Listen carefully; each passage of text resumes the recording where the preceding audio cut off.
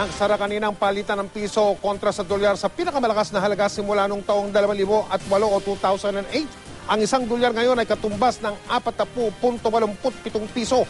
Ang paglakas na yan ng piso kontra sa dolyar ay merong masama at meron din namang magandang epekto sa ating bansa. Nakatutok si Gino Gastong.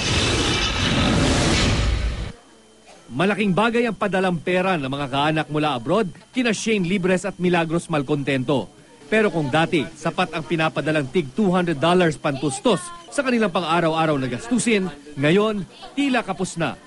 Mula kasi sa mahigit 43 pesos kada dolyar sa simula ng taon, nagsara kanina ang palitan sa 40.87, pinakamalakas na level ng piso simula 2008. Marami. Kasi siyempre, kailangan mo rin ng malaking bagay na naimpeto nga bumaba ang dollar. Pag minsan, pag pinapadala na ako, parang support lang yun para sa mga bills, pambayad ng bahay.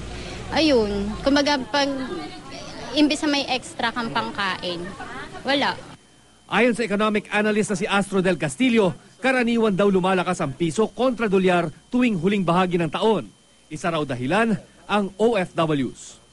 Every end of the year, talagang yun yung trend, mas malakas ang piso. Bakit? OFW inflows, no? Madaming OFWs na nagpapadala ng pera. That's number one.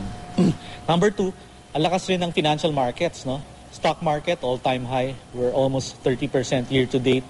Mahina rin ang ekonomiya ng Amerika. Sa pagdami raw ng dollar remittances, dumarami ang supply ng dollar sa bansa. At kapag marami ang supply, bumababa ang halaga ng dolyar. Pero ayon kay Del Castillo, hindi lamang mga pamilya ng OFW ang umaaray sa paglakas ng piso. Maging mga exporter, apektado din. Lumiliit na yung kita nila doon, no? Dahil kailang cost competitive sila, mababa yung binebenta nilang presyo or serbisyo. And tapos pag kinonvert pa nila into pesos, yun nga, mas maliit na yung conversion rate. Oo. So medyo lugi sila. Umaaray man ang mga exporters at pamilya ng OFWs, may magandang epekto rin naman daw ang paglakas ng piso. Mas nababawasan daw ang halaga ng binabayarang dollar loans ng gobyerno. Ibig sabihin, mas may pera ang gobyerno ngayon para panggasto sa ibang bagay gaya ng infrastruktura at iba pang serbisyo publiko. Chino Gaston, Nakatutok, 24 Oras.